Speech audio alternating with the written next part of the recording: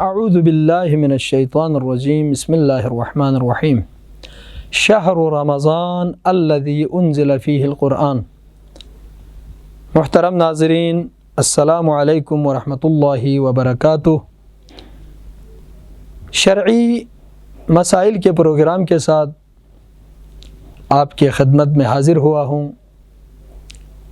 एक मसला शरई जो मुब्तला भी है और आम तौर पर सवाल भी किया जाता है, वो ये है कि रोज़े की हालत में सीने की तेज़ाबियत, अगर रोज़ादार के सीने में तेज़ाबियत हो और कोई चीज़ उसके मैदे से मुँह में आ जाए और वो गलती से या जानबूझकर उससे निगल ले, तो उसके रोज़े का क्या हुक्म है।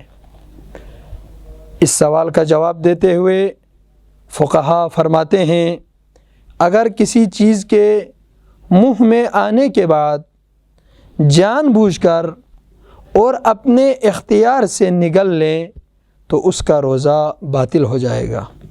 लेकिन अगर गलती से और बेइख्तियार उस चीज़ को निगल लें तो ये रोज़े को बातिल नहीं करता है।